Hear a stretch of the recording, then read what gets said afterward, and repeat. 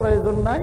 ইন্নী আ'লামু মা লা তা'লামুন, তাদেরকে সৃষ্টি করার পিছনে কি রহস্য রয়েছে আমি সেটা কি মা লা তা'লামুন, তোমাদের সেই দিক সম্পর্কে বিস্তারিত অভিজ্ঞতা নাই বলে তোমরা তার রহস্যটি বুঝতে কি পারো না। জবাব দিয়ে দিচ্ছে।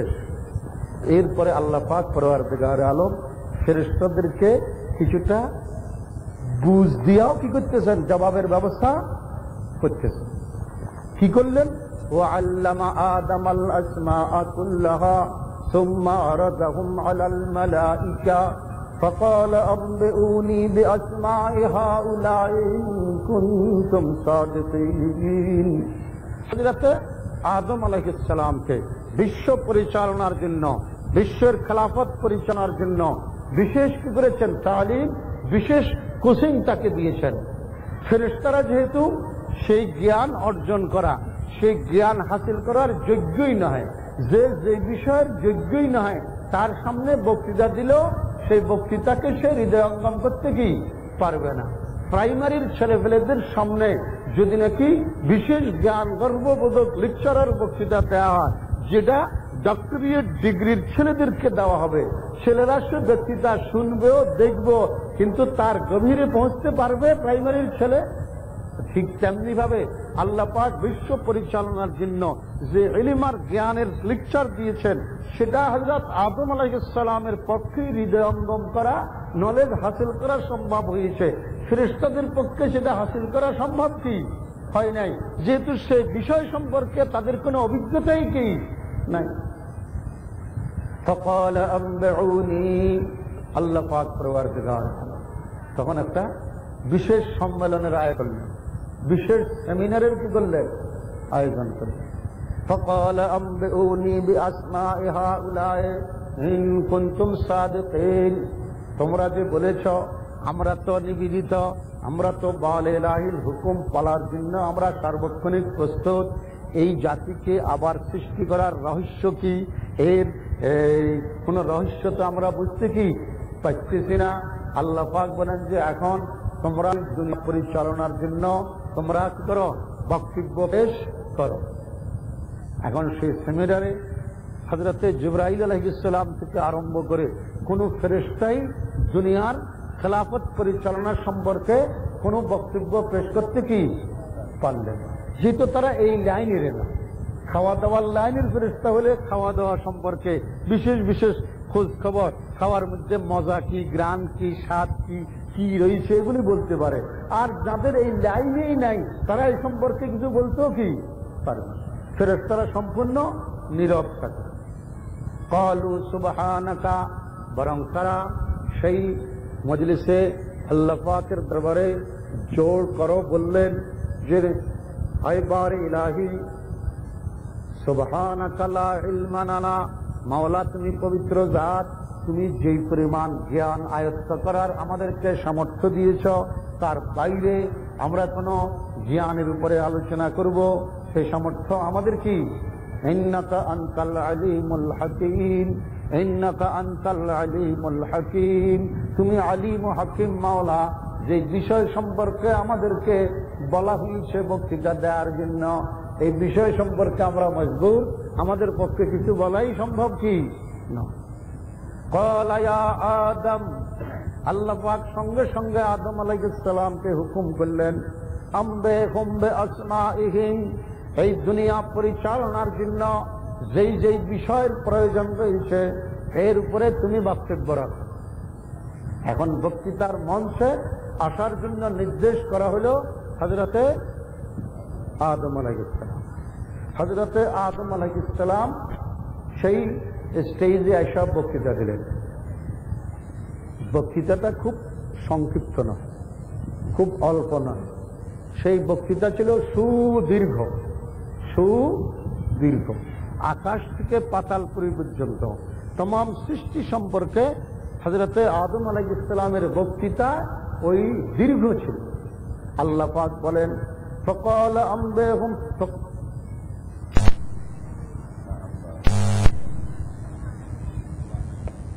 قال يا آدم أنبئهم بأسمائهم আম্বাহুম বিআসমাইহিম। হযরত আদম আলাইহিস সালাম একটা ব্যক্তি চলতে হলে কি কি প্রয়োজন রয়েছে এবং একটা পরিবার চলতে কি কি রয়েছে, নাম তো খলিফা। তাইলে একজন ব্যক্তি চলতে হলে কি প্রয়োজন, একটা ছোট্ট ফ্যামিলি চলতে হলে কি প্রয়োজন, আর খেলাফতের জন্য একটা দেশ আর জাতি চলতে হলে কি প্রয়োজন, সে তো আছেই। এক ব্যক্তি থেকে আরম্ভ করে তার খেলাফতের লেকচারটা ছিল সেই ফেরেশের মজলিসে সুদীর্ঘ বক্তৃতা ছিল। জালালাইন শরীফে রওয়ায়াত পেশ করেছে, সেই বক্তৃতাটা এত সুদীর্ঘ ছিল, হাত্তাল ফাসআতা ওয়াল কুসাইয়া, একেবারে এক ব্যক্তির ক্ষুদ্র ক্ষুদ্র বিষয় সম্পর্ক সেই বক্তৃতায় বর্ণনা ছিল। ওয়াল কাসআতা ওয়াল কুসাইয়া, একটা ফ্যামিলির জন্য যেটা বড় চামচের প্রয়োজন, একটা চায়ের চামচেরও প্রয়োজন আছে। সেই দীর্ঘ বক্তৃতার মধ্যে চায়ের চামচ থেকে বড় চামচ পর্যন্ত 4টা ছিল। ব্যক্তি, পরিবার, রাষ্ট্র, বিশ্ব পরিচালনার तमाम বিষয় সম্পর্কে হযরত আদম আলাইহিস সালামের বক্তব্য ছিল। হযরত আদম আলাইহিস সালাম যে খলিফা নির্বাচিত হলেন, গায়ের জোরে না ইলমের জোরে? ইলমে আশিয়া ইতিবারে আদমাস, হিকমতে আশিয়া হাসারে আদমাস। ইলমে আশিয়া ইতিবারে আদমাস, হিকমতে আশিয়া হাসারে আদমাস। কাজে ইলম আর জ্ঞানের কারণে আদম আলাইহিস সালাম খলিফা হিসাবে দায়িত্বভার পাইলেন। ফেরেশতারাও অবশ্যতা স্বীকার করে নিল, ফেরেশতারাও তাকে মেনে নিল, এবং তিনি যে সত্যিই খেলাফতের জন্য আল্লাহ পাকের নির্বাচিত হলেন ইলমের কারণে, এটা ফেরেশতাদের বুঝতে আর কি হলো না, দেরি হল। হিকমতে আশিয়া ইসারে আদমাস, আদমেরই হলো হিকমতে আশিয়া, সমস্ত দ্রব্য সমস্ত বস্তুর গভীরে গবেষণা ফলাফল পেশ করার কারণেই তিনি খলিফা হিসেবে কি করলেন, নিযুক্তি লাভ করলেন। এখন যে তাম পৃথিবীতে রাষ্ট্রনায়ক নির্বাচিত হতেছে, সেটা কি ইলম আর জ্ঞানের জোরে? কি বলেন?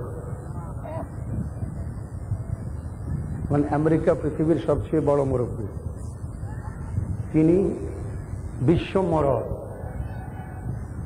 তিনি তাম ওয়ার্ল্ডের যারা নাকি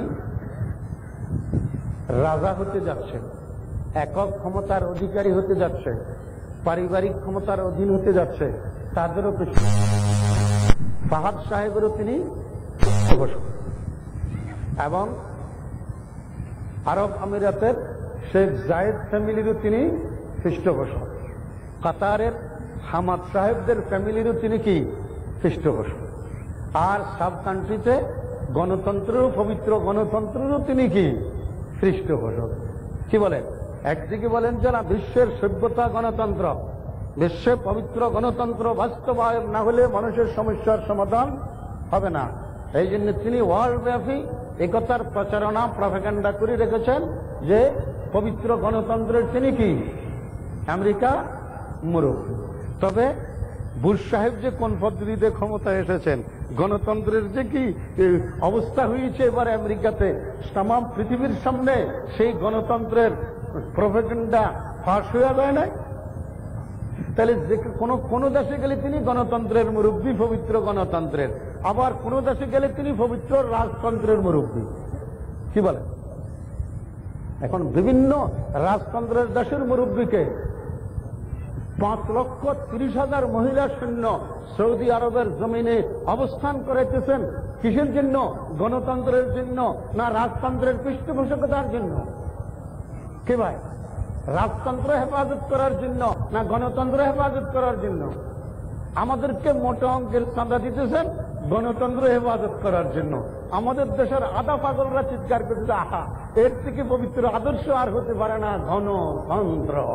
এটাই বাস্তবায়ন করতে হবে বাংলার জমিনে, এই পবিত্র গণতন্ত্র। আবার আরব কান্ট্রি, বিভিন্ন রাজতন্ত্রের দেশে রাজতন্ত্রই একমাত্র দেশের শান্তি, অগ্রযাত্রা আর অগ্রগতির পবিত্র। এই জন্য রাজতন্ত্রের পাহারাদারির জন্য, রাজতন্ত্রের হেফাজতের জন্য মহাপবিত্র গণতন্ত্র রক্ষী বুশ সাহেবরা তার ইন্তজাম আর ব্যবস্থা করতেছে। আপনারা দেখেন না কি বন্ধু? আর দুনিয়ার সর্বপ্রথম খলিফা নির্বাচিত হইতেছেন গণভোটে না, রাজতন্ত্রের পৃষ্ঠপোষক হয়ে আল্লাহ রাজা প্রতিষ্ঠা করতেছেন না খেলাফত? কি ভাই, কিসের কারণে? গায়ের জোরে, শক্তিতে, ভোটে, প্রপাগান্ডায়, না জ্ঞানের জোরে? কিসের জোরে? সমস্ত ফিরিস্তার মজলিসে, সমস্তর মধ্যে তিনি সবচেয়ে বড় জ্ঞানী সাব্যস্ত হয়েছেন। এই জন্য তিনি বিশ্বের খলিফা নির্বাচিত হয়েছেন। এখন পৃথিবীর কোন দেশে সরকার নির্বাচিত হইতেছে কি জ্ঞানের জোরে? কে ভাই, কিসের জোরে? ভোটের জোরে। কিসের জোরে? ভোটের জোরে। বাংলাদেশে সংসদ সদস্য হবেন, সংবিধান সম্পর্কে তার কোনো অভিজ্ঞতাই না। এসএসসি পাস করছে মাত্র 6 ক্লাস বাকি, এসএসসি পর্যন্ত পৌঁছতে মাত্র 7-8 ক্লাস বাকি। এই ধরনের লোকে নির্বাচিত হয়ে আসে। কি বলে? इलेक्शन में नाकाम आती है तकरीरी न तहरीरी, न हो अगर बैंक में दौलत दरी रहती है तदबीरी, न हो अगर बैंक में दौलत दरी रहती है तदबीरी। যত রকমের চেষ্টা, প্রপাগান্ডা, এলিম, জ্ঞান, এই সব কিছু ইলেকশনে কোনো কাজে কি লাগে না। না হো গর ব্যাংক মে দৌলত দরি রাইতি হয় তদবিরি। ব্যাংকে যদি মোটা অঙ্কের টাকা না থাকে তাহলে সমস্ত চেষ্টাই কি ব্যর্থ। যে কোনো পার্টি এই ইলেকশনে যাদেরকে মনোনয়ন দিয়েছেন তাদেরকে বড় শিক্ষিত হওয়ার কারণে মনোনয়ন দিয়েছেন, না দেশের সবচেয়ে ভালো মানুষ হওয়ার কারণে মনোনয়ন দিয়েছেন, না দেশের সবচেয়ে বড় পুঁজিপতি হওয়ার কারণে, টাকা হওয়ার কারণে তাকে মনোনয়ন দিয়েছেন? কে ভাই? টাকা হওয়ার কারণে, টাকার জন্য সব পার্টি, সরকারি দল বলেন, বিরোধী দল বলেন, টাকাওয়ালাটা কি করেছে সংসদে? এবং সর্বপ্রথম নম্বরে তো তাদেরকে মোটা অঙ্কের টাকা দিতে হবে, মোটা অঙ্কের ঘুষ দিতে হবে আর চাঁদা দিতে হবে, তবেই পার্টির পক্ষ থেকে তাকে কি দেওয়া হবে? মনোনয়ন, প্রার্থী পাতা দেওয়া। এবং আমরাও পাবলিক চেয়ার যদি নাকি আমাদের দলে খাইতে পারে তাহলে আমরাও কিছু খাইবো না, ভোট দিয়ে দেবো, এটা হতে পারে না। পার্টি যখন খায় তাহলে পার্টির সদস্যরাও কি করবে? পার্টির কর্মীরা যখন খায় তাহলে পার্টির সদস্যরাও কিছু কি করতে হবে? খাইতে হবে। এই মানসিকতা সব জায়গায় তৈরি হয়ে গেছে না? ইসলাম খেলাফতের জন্য সাব্যস্ত করেছেন কাকে? জ্ঞান। এখন আমাদের ইলেকশন কমিশনারের পক্ষ থেকে একজন লোক যদি নাকি সংসদ সদস্য হইতে হয়, পড়ালেখা কি থাকতে হবে এরকম কোন সংবাদ আছে? শিক্ষিত হওয়ার কোন খবর আছে কি ভাই? কোন খবর নেই। পাগল হইতে পারবে না এরকম কোন কথা আছে? পাগল হোক টাকা থাকলে। পড়ালেখার কোনো বালাই কি নাই, শিক্ষার কোনো মূল্যায়ন কি নাই। আজ থেকে 7-8 হাজার বছর আগে, বিস্তারিত ইতিহাসের পাতায় কত বছর আগে বলতে পারবো না, অনেক অনেক যুগ আগে এক জালেম বাদশার আবির্ভাব ঘটেছিল। তার নাম ছিল জালুত। কি নাম? জালুত। সেই যুগের পয়গম্বর ছিলেন হযরতে শামাবিল আলাইহিস সালাম। পয়গম্বর ছিলেন শামাবিল আলাইহিস সালাম। জালুত নিরীহ মানুষদের উপরে অত্যাচার, অবিচার, বেবিচারের স্টিম রোলার পরিচালিত করেছে। তখন সবাই সম্মিলিতভাবে হযরতে শামাবিল আলাইহিস সালামের খিদমতে আবেদন জানাইলেন। কোরআন শরীফ, আয় হযরত, আল্লাহর দরবারে আপনি একটু দরখাস্ত করেন, কোন একজন ন্যায়পরায়ণ ভালো নেতা যাতে আমাদেরকে পৃষ্ঠপোষকতা করেন, আমরা তার সঙ্গী হইয়া এই অপশক্তির মোকাবেলা করব, এই জালুত শাহীর মোকাবেলা করব। হযরতে শামাবিল আলাইহিস সালাম বলে, দেখো, আল্লাহর তরফ থেকে কোন নেতা নির্বাচিত হলে সে সময় যদি পিছপা হতে থাকো তাইলে কিন্তু সাজা আসবে। তখন তারা বলে, হুজুর এটা তো হতেই পারে না। ওয়াকাদ উখরিজনা মিন দিয়ারিনা ওয়া আবনাইনা, আমাদেরকে দেশ ছাড়া করেছে, আমাদেরকে সন্তান ছাড়া করেছে, আমাদের ছেলে ফেলেকে হত্যা করেছে।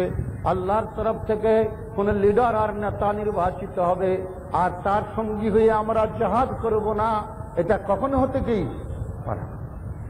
হযরত শামঈল আলাইহিস সালাম দোয়া করলেন আল্লাহ পাকের দরবারে।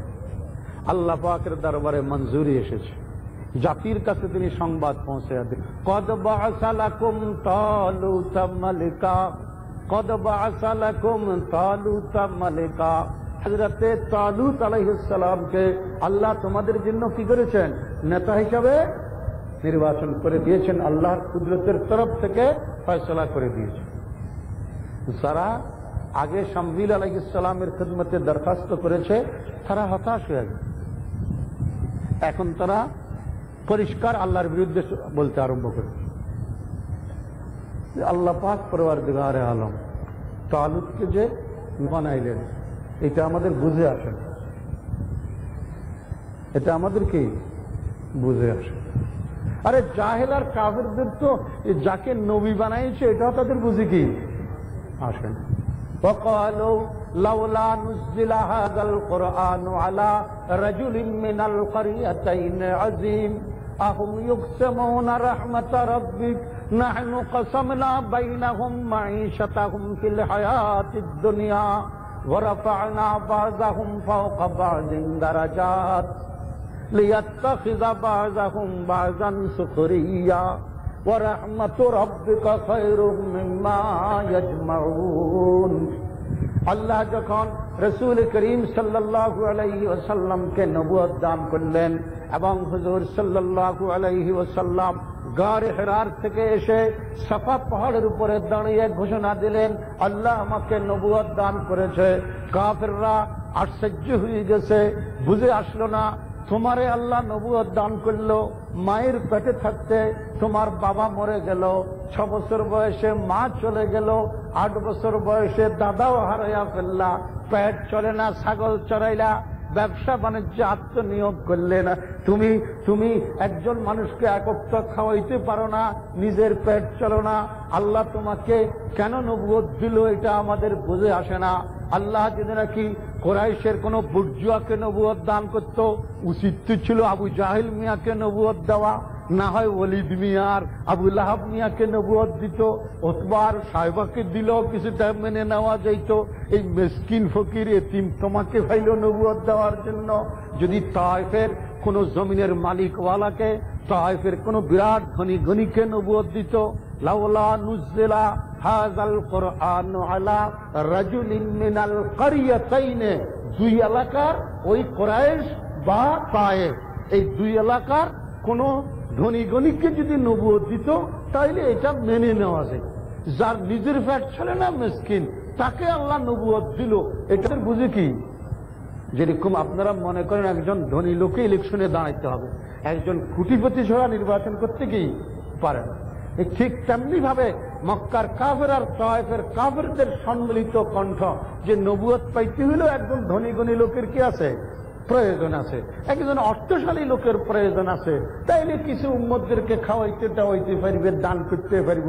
ফকির মিসকিন আর এতিমের পুত্র এতিমকে নবুয়ত দিল, এটা আমাদের বুঝে কি আসে না। সূরা যুখরুফের মধ্যে সেই ডিক্টেটর ফেরাউনের বক্তৃতা এসেছে যে ও মিশরীয় জাতি, আজ নবুয়তের দাবি করল মূসা। কে দাবি করেছে? এতিম, পিতৃহারা, মায়ের পেটে থাকতেই বাবা কি হয়ে গেছে, মরে গেছে।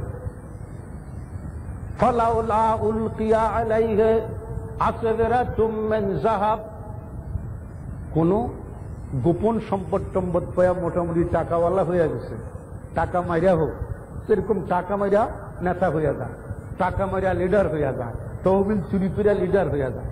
এরকম যদি মূসার কাছে যদি নাকি স্বর্ণের সম্ভার থাকতো তাইলে তাকে আচ্ছা মেনে নেওয়া যায়।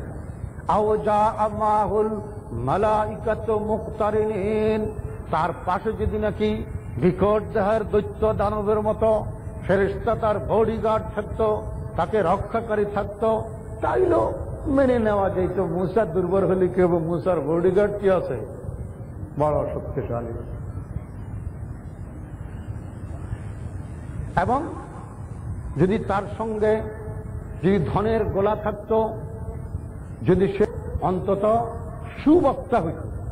ওয়ালা ইয়াকাদু ইউবিন, আমি যেরকম কণ্ঠ জোরে লেকচার আর ভাষণ দিতে সক্ষম, মুসা তো এরকম মোটা গলায় বক্তৃতা দিতেও কি সক্ষম। যে বক্তৃতা দিত আমার মতো নয়, এ টাকার দিকে তো নাই, কোনো বডিগার্ডও ফেরেশতা নাই। আল্লাহ পাক পরওয়ারদিগার কেন তাকে নবুয়ত দিল, এটা মোটেই বুঝে কি আসে না। এইরকম লোক নবী হতেই কি পারে না। নবী হইতে হইলে টাকা পয়সা ধন সম্পদ থাকবো, উম্মতকে টাকা পয়সা দিয়ে সাহায্য সহানুভূতি করবে, তাইলে তাকে নবী হিসেবে হয়তো মেনে নেওয়া যেত। আল্লাহ পাক ফাস্তাখাফাহু কওমুহু, এই বক্তৃতার জোরে ফেরাউন পুরা জাতিকে আহম্মক বানায়া ছেড়েছে। আসলে যে সেই মূসা আলাইহিস সালাম ভালো লোক, তাকে নবুয়ত দিয়েছে, সে মাসুম আর বেগুনাহ, এটাই প্রয়োজন। জাতি তা বুঝল না, ফেরাউনের বক্তৃতা সব আহম্মক বনে গেছে। যেরকম ভাবে আপনারা বিভিন্ন বুর্জুয়া বিভিন্ন টাকাওয়ালার স্টেজে বক্তৃতার জোরে তাকে ভোট দিয়ে আপনারা তাকে সংসদ সদস্য বানায়া দিতেছেন, মন্ত্রী মহোদয় বানায়া দিতেছেন, জাতি আহম্মক সাজতেছে, নেতার হাত খালি পরিবর্তন ঘটাইতেছে, সমস্যা সৃষ্টি হইতেছে ঘনীভূত, সমস্যার সমাধান কোনো অবস্থাতেই কি হয়। ঠিক তেমনি ভাবে হযরতে তালুতকে যখন নাকি আল্লাহর তরফ থেকে নেতা হিসেবে নিযুক্তি করা হইল, তখন তারা বলেন আমাদের বুঝে আসে না যে আল্লাহ তালুতকে কেন নেতা বানালেন। আমাদের মধ্যে অনেক লোক তার চেয়ে বেশি উপযুক্ত। ওয়া নাহনু আহাক্কুম বিল মুলকে, কিভাবে তোমরা উপযুক্ত? ওয়ালাম ইউতা সাআতাম মিনাল মাল, ওয়ালাম ইউতা সাআতাম মিনাল মাল। মাল চিনেন কে ভাই? আপনাদের দেশের ভাই আল্লাহ পাক আয়াত নাযিল করে দিল মালফানি আর কি, মালফানি। যে তালুতের কি নাই? মালফানির জোর কি না। আমাদের অনেকেরই কি আছে? মালফানির জোর। তাহলে হাজার হাজার বছর আগেরও ধ্যান ধারণা যে নেতা হইতে হইলে মালফানি জিন্দাবাদ। মালফানির জোর তালুতের নাই, তাকে আল্লাহ কেন নেতৃত্ব দিলেন এটার বোধ হয়। তাদের এই ধাঁধার জবাব আল্লাহ দিতেছে। আমি যাকে নেতৃত্ব দিয়েছি তালুত, সে সত্যিকার নেতার কি উপযুক্ততার দলিল কি? ওয়াজাদাহু বাসতাতান ফিল ইলমে। বস্তা চিনেন কি ভাই? অনেক জিনিস যেখানে নেওয়া যায় সেটা কি, আর পলিথিনের প্যাকেট অল্প জিনিস নেওয়া যায়। আল্লাহ বলতেছেন জাদাহু বাসতাতান, এখানে কিসের কথা আসছে?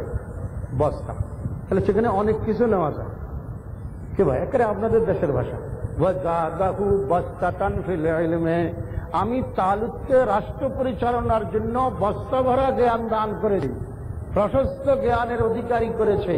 তাহলে রাষ্ট্র পরিচালকের জন্য, নেতৃত্বের জন্য সবচেয়ে বড় পুঁজি কি? টাকা না বস্তা ভরা টাকা না বস্তা ভরা জ্ঞান? হযরতে আদম আলাইহিস সালামকে বিশ্বের খেলাফতের জন্য নির্বাচন করা হলো কিসের জোরে? ইলম আর জ্ঞানের জোরে। তালুতকে নেতৃত্ব দেওয়া হলো বাসতাতান ফিল ইলমে। আর আপনারা ভোট দিতেছেন বাসতাতান টাকা, বাসতাতান নোট। এই ছাড়া নেতা হতে কি পারে না। এই গতিতে আর রীতিতে যদি নাকি আপনাদের দেশ পরিচালনা হতেই থাকে, সমস্যাই বাড়বে, সমস্যার সমাধান কি হবে না। আর রুমি বলেন খারজে বারে দপে খারাজে সুজদার জবতামি আনদাক্তে সাদ জখমে কারদ। যদি গাধার পিঠে কাঁটা ঢুকে যায়, গাধা যদি নাকি কাঁটা বৃক্ষের সঙ্গে ঘষাঘষি করতে আরম্ভ করে, কাঁটাটা খুলবে না আরো শতাধিক কাঁটা ঢুকবে? যে ও জাতি সমস্যায় পড়েছ, এখন সমস্যার কাঁটা ঢুকেছে, এখন সমাধানের জন্য যদি কাঁটাওয়ালা নেতার সঙ্গে ঘষাঘষি করতে আরম্ভ করো, সমস্যার সমাধান পাবে না আরো সমস্যা বাড়বে? সমাধান যদি গাধা তোর কাঁটার করতে হয়, মালিকের কাছে হাজির হয়ে যা। মালিক যদি তোর পিঠের উপরে হাত বুলে কাঁটাটা খুলে দেয়, তবেই তোর ব্যথা দূর হয়ে যাবে, তোর সমস্যার সমাধান হয়ে যাবে। আল্লাহ পাক পরওয়ারদিগারে আলম, তোমরা যদি সমস্যায় পড়ে থাকো, ফাফিররু ইলাল্লাহ, ফাফিররু ইলাল্লাহ, মালিকের দরবারে হাজির হয়ে যাও। মালিকের তরফ থেকে, মালিকের আইনে, মালিকের আদর্শে যদি তোমাদের সমস্যার কাঁটাটা খুলে দেওয়া হয়, তবেই ব্যথা দূর হয়ে যাবে, জাতীয় সমস্যার সমাধান হয়ে যাবে। এই ছাড়া ফরজে বাহারে দফে খারাজ সুজ দর্দ জফতানি আন দফতে সাদে জান জখম কার্দ। সমস্যা বাড়তে থাকবে, সমস্যায় পতিত হবে, সমস্যার সমাধান কোন অবস্থাতেই হতে কি? তাহলে ইলমের কারণে আদম খলিফা, ইলমের কারণে তালুত কি নেতা। আমাদের রাসূলুল্লাহ সাল্লাল্লাহু আলাইহি ওয়াসাল্লাম কিসের কারণে? ইলমের কারণে। উস্তাদ কে? আল্লামানি রব্বি, আল্লামানি রব্বি, ডাইরেক্ট আমার উস্তাদকে আল্লামানি রব্বি ফাআসানা তালিমি, আমাকে সর্বশ্রেষ্ঠ জ্ঞানের অধিকারী করেছে। কি পরিমাণ? উতীতু ইলমাল আউয়ালিনা ওয়াল আখিরিন, অতীত থেকে কিয়ামত পর্যন্ত মানবতার মুক্তির জন্য যতগুলি জ্ঞান আর নলেজের প্রয়োজন, আল্লাহ সমস্ত জ্ঞানের অধিকারী আমাকে করেছেন।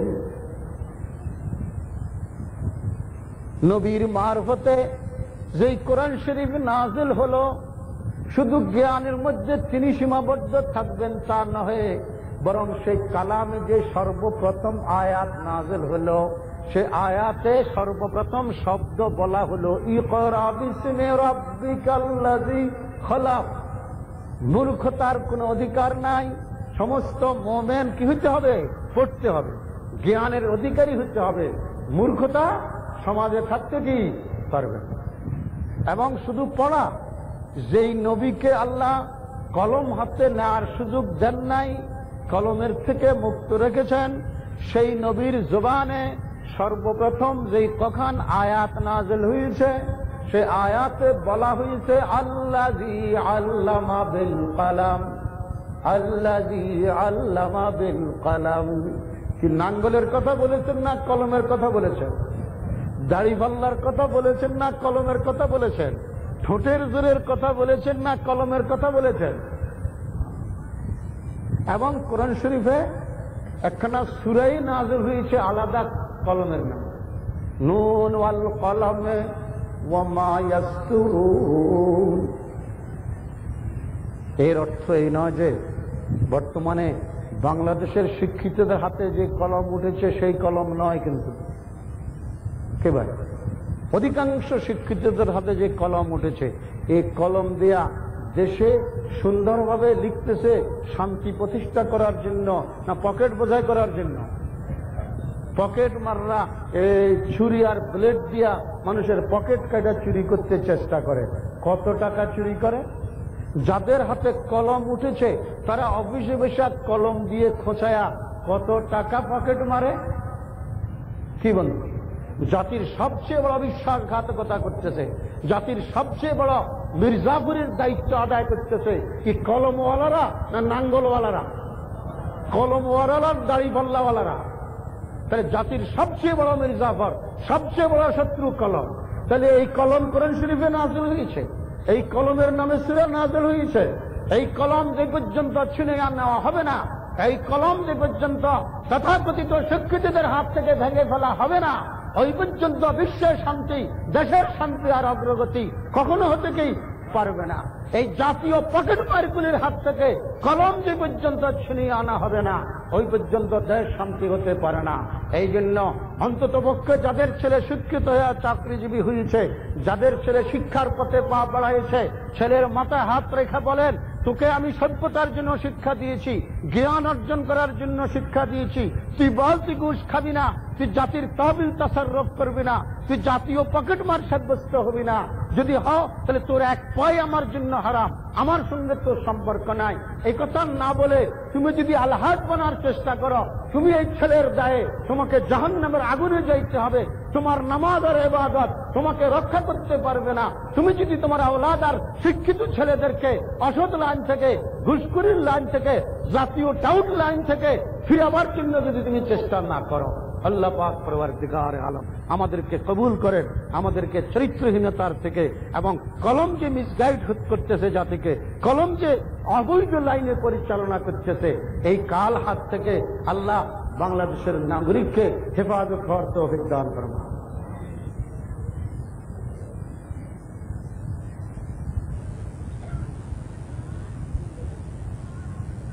قال يا آدم أنبئهم بأسمائهم فلما أنبأهم بأسمائهم قال ألم أقل لكم إني أعلم غيب السماوات والأرض وأعلم ما تبدون وما كنتم تكتمون।